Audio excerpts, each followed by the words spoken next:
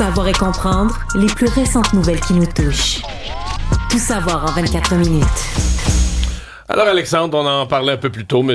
Trudeau va faire face à son caucus ce matin. C'est lui-même qui l'avait annoncé. Là. On va régler ça au caucus mercredi prochain, mais c'est aujourd'hui. Oui, c'est là que ça se passe. C'est là qu'on crève l'abcès. Il y a eu toutes sortes de rumeurs en fin de semaine, notamment est-ce que le premier ministre allait aller prendre une longue marche dans les feuilles d'automne comme l'avait fait son père dans le temps, lorsqu'il avait pris une longue marche dans la neige et qu'il avait choisi de partir. Rien de tout ça n'est arrivé. Et là, c'est ce matin, effectivement, que cette vingtaine de députés là, qui auraient signé une lettre pour exiger le départ du chef seront confrontés. Maintenant, parallèlement à tout ça, il y a eu aussi plusieurs ministres qui, lorsqu'on leur a tendu le micro à Ottawa, ont réitéré leur appui. Il faut toujours voir aussi qui a signé cette lettre-là. Est-ce que ce sont des députés d'arrière-ban? Il n'y a pas de poids lourd. Il n'y a pas de poids lourd. Tous les poids lourds se sont rangés derrière M. Trudeau. Mais là. c'est le nombre. Ah, exactement. Tu sais, Alexandre, mettons, tu as 153 députés ou quoi? Ouais. Bon, mais t'as le Conseil des ministres. Mettons qu'eux sont tenus par la solidarité ministérielle. T'en restes 120. Fait que si t'en as 30, parce que là, on parle de plus de 20. Si t'en as 30, ça veut dire que c'est un quart du caucus restant. Si t'en fais une stricte question de vote, là, ils vont perdre le vote. Tu comprends? La majorité veut garder Justin Trudeau, fait qu'ils vont perdre le vote. Mais si t'en fais une question de dynamique, de combat, c'est une armée. Il faut t'aller battre Pierre Poilievre. Peut-être toi, tu partirais-tu à la guerre avec une armée s'il y a un tiers des soldats ou un quart des soldats qui disent nous, on croit pas au général, on y va plus, on n'est plus là, oublie-nous, là, on y croit plus. On n'a plus le bon général, on y va pas. C'est ça l'affaire, c'est que c'est pas une question. Je pense qu'à la majorité stricte, Justin Trudeau serait sûr de rester. Mais là, après ça, mettons que t'en as 30 qui chialent. Est-ce que Justin Trudeau est capable de les rallier, de leur présenter un plan, de dire regardez, là, vous voyez ça pire que c'est, là. Il s'en vient une campagne de publicité, puis là, on va attaquer Poilievre, on va faire. C'est juste que ça fait 5 fois qu'il le fait. Là. Au prochain budget, on va avoir des mesures, puis là, l'inflation. Puis là, l'inflation est vaincue. Tu sais, dans le fond, là, leur combat contre l'inflation est vaincue, puis les taux d'intérêt rebaissent, puis tout ça. Puis les sondages sont pires que jamais. Fait qu'est-ce que Justin Trudeau peut mettre dans la balance pour convaincre ces députés-là que l'orage est fini. Là, ça va se mettre... Le soleil revient, ça va se mettre à bien aller pour le Parti libéral. C'est ça son défi ce matin. Il y a ça, puis il y a aussi la perception, l'opinion dans les comtés de ces députés-là. Puis il y a un sondage intéressant, un sondage Abacus qui nous apprend que 57% des habitants des comtés libéraux veulent voir partir M. Trudeau. Il y a moins du quart, donc 24% souhaitent voir son député défendre le premier ministre en l'incitant à rester. C'est pas beaucoup, là. Et globalement... le sondage démontre que seulement 20% des Canadiens souhaitent voir Justin Trudeau se représenter. Mais je vais vous présenter un petit montage qu'on a fait de certains députés et certains ministres, et notamment, M. Trudeau, parce qu'on lui a posé la question dans les corridors, est-ce que votre leadership est contesté? Puis là, il y a un petit sourire en coin. Non. Hier, il n'y avait pas trop l'air inquiété. Commentaire de Diane Leboutillier, Pascal Saint-Onge et Jean-Yves Duclos. Bonjour, M. le Premier ministre. Votre leadership est-il en danger? Non. Très unis derrière notre premier ministre. 100% du cabinet derrière M. Trudeau, puis on va être là pour gagner la prochaine campagne électorale. Pour ce que je sache, personne n'a vu cette lettre. Ouais. Ça, c'est plus vrai. Là. Personne n'a vu cette lettre. C'était la ligne d'il y a 3-4 jours parce qu'en fin de semaine, le Toronto... Il faudrait le dire à M. Duclos. Ouais, Non, mais le Toronto Star, en fait, personne n'a vu cette lettre. Moi, je ne l'ai pas vu, mais le Toronto Star a parlé à un député qui, nommément, disait, moi, j'ai vu la lettre, j'ai signé la lettre. Donc, je veux dire, il y a des gens... C'est pas vrai qu'il y a personne qui a vu la lettre. Peut-être personne au Conseil des ministres, au cabinet, qui a vu la lettre, mais dans le caucus, c'est pas une légende urbaine, la lettre. Elle a circulé et elle existe. Dans les ministres, dernier commentaire, il y a quand même... il y avait vraiment 2 écoles de pensée. Le ministre Holland de la Santé, le ministre Wilkinson, qui, eux, disaient... c'est correct que ça s'exprime. C'est des discussions qu'il faut avoir. Puis moi, je veux... Oui, on va soutenir... Moi, je veux soutenir M. Trudeau, mais je vais le soutenir dans le cadre d'une discussion saine. Là.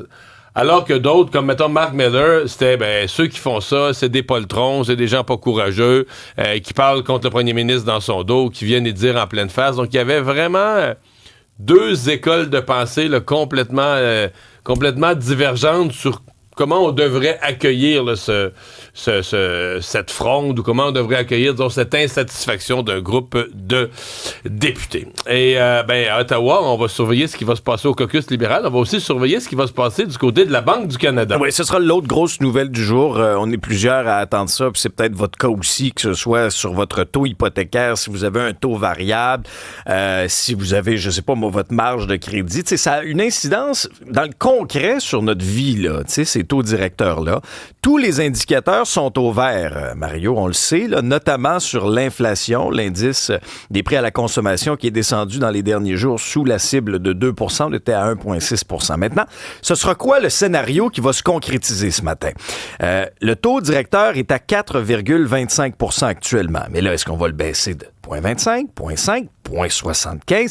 Autour de la table, il y a juste un économiste. Je vous le donne en mille, c'est ni moi ni Isabelle. Ouais. Mario. Mais, écoute, c'est plus une logique d'économiste. Enfin, le combat contre l'inflation est gagné. Donc, la Banque du Canada a la marge de manœuvre. En fait, même certains économistes vont dire, on a passé tout droit. On a tellement combattu l'inflation que si t'enlèves la composante logement, l'inflation est rendue quasiment trop basse parce que la Banque du Canada reconnaît qu'il faut un petit peu d'inflation. Il faut que les prix augmentent progressivement. Il y a quelque chose de sain. Là, un 2 % par année, il y a quelque chose de sain. Tu veux surtout pas de la déflation.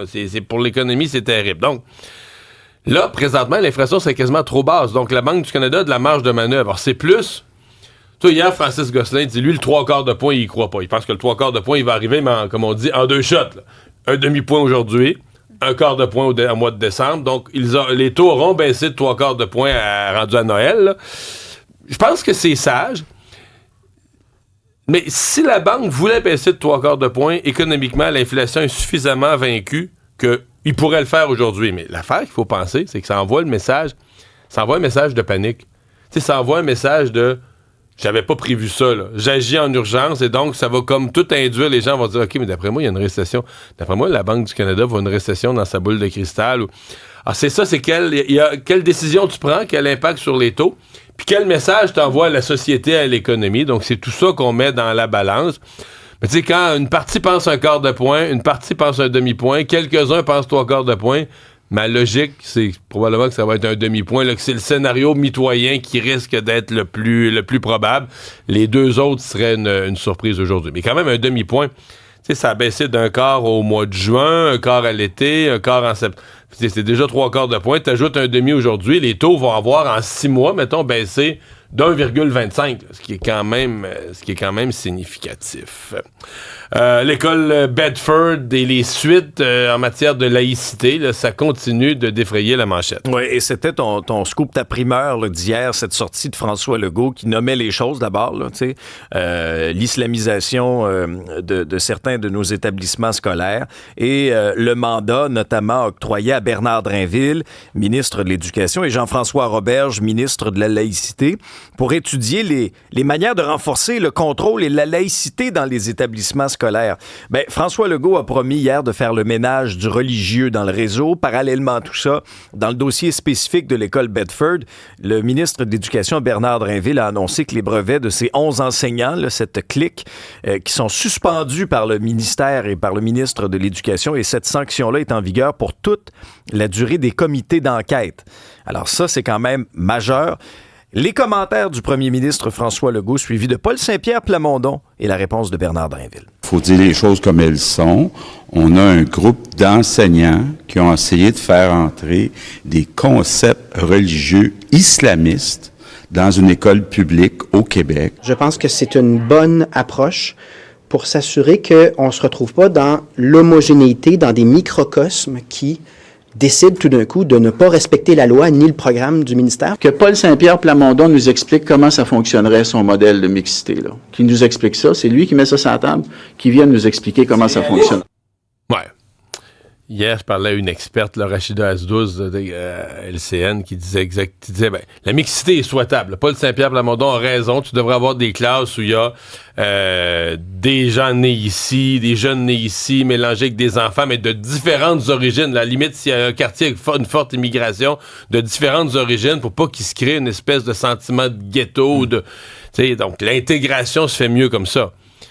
Ben, une fois ça dit, c'est très théorique. Là. Qu'est-ce que tu veux? Les gens s'établissent dans des quartiers. Souvent, les gens des mêmes communautés vont avoir tendance à se regrouper autour du même quartier où ils vont avoir des épiceries, puis des services, vont se donner des services, puis un centre communautaire qui leur convient. Puis si tu as une école dans le milieu de ce quartier-là, mais là, l'école risque d'être le reflet de cette homogénéité-là. Et tu n'auras pas la mixité.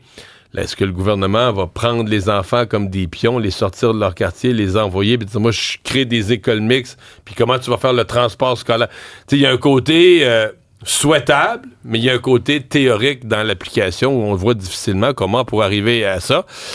Mais je suis en train de constater, parce qu'hier, il y a eu une entrevue, en fait, il y a une lettre ouverte dans Le Devoir d'une ancienne directrice de garderie, de CPE, de Laval, qui disait, écoutez, là, c'est pas tout, là, l'école Bedford. Là.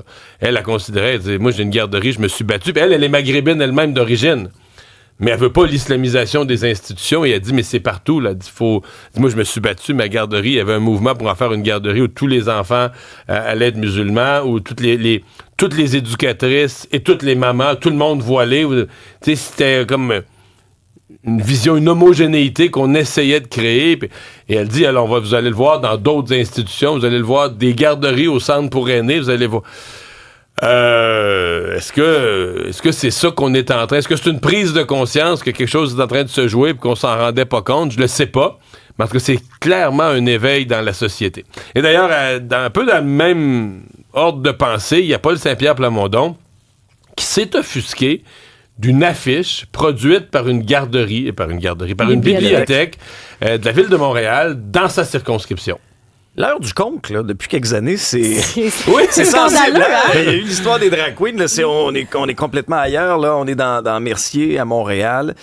Et là, ça fait polémique quand même, notamment sur les réseaux sociaux, parce qu'on a vu notamment une publicité faisant la promotion de cette heure du conte pour les enfants de 3 à 6 ans, pour les petits cœurs de la bibliothèque Mercier à Montréal, parce que cette affiche-là nous démontre plusieurs enfants assis et met de l'avant une fillette qui porte un foulard, là, un voile sur la tête. Alors, Paul Saint-Pierre Plamondon est sorti publiquement en dénonçant ça, en reliant aussi l'histoire au scandale de Bedford et à l'envahissement du religieux dans l'espace public. Et là, il écrivait, je vous en cite un petit bout, « Est-ce normal qu'une bibliothèque dans ma circonscription, parce que c'est dans son comté, sente le besoin de mettre dans son annonce un signe religieux avec la photo d'une fillette voilée âgée entre 3 et 6 ans? Pensez-vous vraiment que cette fillette choisit de manière libre et éclairée en toute connaissance de cause d'être soumise à un signe religieux? » Bon, maintenant, il faut comprendre que c'est une image générique là, qui provient d'une banque d'images et nos collègues du journal l'ont confirmé. Là, ça vient du site Getty Images.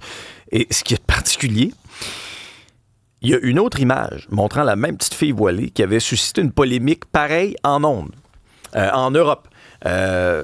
Et ça, c'était en 2022. L'arrondissement s'est défendu en disant, ben non, on fait pas la promotion de quelconque courant religieux et la publicité va demeurer. C'est ce que l'arrondissement a dit. Ouais. Ben, il y a plusieurs affaires là-dedans. Il y a plusieurs items là-dedans. Est-ce qu'on fait la promotion? Parce que c'est une question. Est-ce qu'on fait la promotion? Ouais. La ville, je sais, va dire, nous, on fait juste le constat que c'est ça la société aujourd'hui. On fait juste illustrer la diversité telle qu'elle existe. Mais, tu sais, mettons, c'est bête ce que je veux dire, mais on voit dans beaucoup de publicités, on voit des... on vient de tuer un insecte. C'est ce que je vous écoutais plus. Il y a un insecte qui a fait son entrée dans la discussion. Oui, parce que là, j'avais juste Isabelle qui était en train de paniquer. Feu il n'y a l'insecte. plus d'insectes, Isabelle. Pour la deuxième fois en une semaine, je t'ai sauvé. Est-ce qu'on fait donc la promotion ou est-ce qu'on fait juste le reflet de ce qui existe? Puis quand on fait le reflet de ce qui existe, exemple, tu verras jamais dans une publicité, puis là, je parle même pas juste de la ville, je vais parler maintenant d'une compagnie privée. Jamais de juifs assidiques. Jamais. C'est vrai, là, tu vas jamais voir, là, tu pourras en voir le chapeau, les boudins, ils font partie de la société, on les voit à Montréal. Mais donc, c'est comment on décide de dire, OK, on veut montrer un vivre ensemble, montrer le portrait, mais comment... Donc, tu vas toujours voir dans la photo le voile, le hijab, toujours. Tu mets une photo, tu veux montrer que ça représente Montréal, faut qu'il y ait une femme voilée, mais jamais un juif assidique. Je veux juste savoir, il est où le bureau où ça se décide, là, puis c'est qui on... Non, mais... Mais là, Paul Saint-Pierre Plamondon touche un point. C'est spécial, parce que là, tu as un enfant de 5-6 ans. À chaque fois qu'on a un débat sur le voile, etc., il y a toujours cette question, oui, mais les femmes sont consentantes, c'est des femmes adultes, décident, portent le voile librement, puis je sais que certains vont dire, porte le voile librement, lâche-moi, là, est-ce que c'est le mari? C'est un enfant. Est-ce que c'est le mari? Est-ce que c'est l'imam? Là, est-ce que cette jeune fille-là a regardé tous les tenants et aboutissants de choisir de porter le voile ou pas? Ben, elle a décidé de le porter. Elle a probablement 5 ans, on dit entre 3 et 6 ans. Il y a une vraie question, et je comprends très bien le malaise de Paul Saint-Pierre Plamondon. Maintenant, il a choisi de se présenter à Montréal. C'est ça, Montréal, présentement. Là. La mairesse, tu verras pas, il n'y a personne dans le parti de la mairesse qui va dénoncer ça ou qui va dire que c'est une erreur. Là. Ils vont défendre ça à la vie, à la mort. Là. Donc, c'est aussi ça que Paul Saint-Pierre Plamondon, auquel il découvre qui fait face. Là. Il est mieux de s'y faire. Nouvelle absolument majeure dans le monde artistique, Isabelle. Triste nouvelle qui concerne une grande musicienne. C'est l'une des plus grandes violonistes du Québec, Angèle Dubeau, qui doit prendre sa retraite. Elle en a fait l'annonce dans les dernières minutes sur ses réseaux. Voici d'ailleurs le message qu'elle avait apporté. Je tiens à vous dire, cher public, un grand merci, un gros merci du fond du cœur pour tous ces nombreux rendez-vous qu'on a eus ensemble. J'espère de tout cœur que mon violon continuera à vous émouvoir à travers mes 48 albums. On sent l'émotion, hein? Ouais, c'est 48 albums, mais là, il n'y en aura plus parce qu'elle ne peut plus jouer. Et c'est pour ça qu'elle doit prendre sa retraite. C'est que son nerf est effiloché, complètement écrasé dans son index, et c'est le doigt que ça lui prend pour jouer du violon. Au cours de la dernière année, elle a fait plusieurs tests. Elle a consulté plusieurs spécialistes. C'est pas possible de se faire opérer. Donc, ça fait 1 an qu'elle porte le secret en elle, et aujourd'hui, elle en fait l'annonce publiquement à contre-cœur. Faut dire qu'Angèle Dubeau, là, c'est 650 000 albums vendus, 195 millions d'écoutes, 48 albums en 48 ans de carrière. C'est l'une des rares musiciennes classiques au monde à avoir reçu disque d'or, celle qui est derrière le festival la Fête de la musique de Tremblant, entre autres. Donc oui, c'est une décision crève-cœur parce qu'elle ne peut plus jouer de violon. Elle a fait d'ailleurs une lettre dans le Journal de Montréal pour s'exprimer, pour remercier le public justement d'avoir été présent. C'est fou, juste d'entendre la phrase, Angèle Dubeau ne peut plus jouer de violon. On dirait que ça se peut pas, là. C'est un choc. C'est un réel choc. On va pouvoir lui parler, d'ailleurs, à 7h45 à peu près. On va la recevoir ici en studio parce que je me dis, ça fait 1 an que sa famille le sait, mais elle ne le sait pas. Il faut qu'elle encaisse le choc. Mais maintenant, c'est d'affronter le public. T'sais, c'est une autre étape du deuil. On envoie nos ondes positives. Là. Sérieusement, c'est quelque chose parce qu'elle joue du violon depuis qu'elle a 4 ans. Là. Je veux dire, c'est comme un meilleur ami. C'est le prolongement d'elle-même. On a une bonne pensée pour Angèle Dubeau ce matin. Oui, c'est vrai que c'est une nouvelle qui choc. Ouais, puis on peut imaginer que si elle fait l'annonce aujourd'hui, tu disais, elle a consulté plusieurs spécialistes. D'après moi, elle a fait le tour, elle a dû essayer tout ce qu'il y avait d'orthopédie, d'opération, tout ce qui pouvait être possible pour en arriver à cette terrible conclusion. Au sport, ça n'a pas été une bonne veillée pour Montréal. Là. Non, ni au soccer, ni aux Canadiens. Ben d'abord, le CF Montréal qui s'est incliné en tir de barrage contre l'Atlanta United. C'était 2-0 pour Atlanta après la première demi. On a eu un petit regain de vie, un peu en deuxième demi, notamment avec le filet de Joseph Martinez qui a fait 2-2 à la 89e minute du match. On est allé en tir de barrage. Finalement, ça a été 5-4 pour Atlanta qui va retrouver l'Inter Miami et Lionel Messi lors de la prochaine ronde. C'est donc terminé pour le CF Montréal. Je me permets une remarque. Je suis pas un grand amateur de soccer. Je suivais le CF Montréal. Mais la patente là, de l'entente de la MLS avec Apple, excuse-moi, moi je connais, j'ai rien d'Apple, je suis pas Apple, j'aurais jamais ça. Mais je connais personne. Écoute, sérieusement, admettons, je connais personne hier. Moi, je sais, j'envoyais sur les réseaux sociaux une couple qui avait l'air à regarder le soccer, mais je veux dire, tu t'en vas jouer dans les limbes. À mon avis, ça doit affecter la présence. C'est sûr, il y a moins de visibilité au Québec. Là. C'est sûr que ça affecte la présence au stade Saputo. C'est vraiment nul, leur patente. Je comprends que c'est pas le CF Montréal, là. C'est la Ligue qui a fait cette entente, puis que là, ils ramassent de l'argent d'Apple. Mais c'est nul, excusez-moi, nul pourri là, comme entente pour exclure. Tu sais, on regarde encore le sport à la télé, là, à mon avis, t'exclus 90-95%. Donc, tu vas chercher peut-être des maniaques qui s'abonnent, puis de ceux-là, tu vas chercher un revenu, tu sais, ils s'abonnent, donc tu vas chercher plus de l'argent de ceux-là.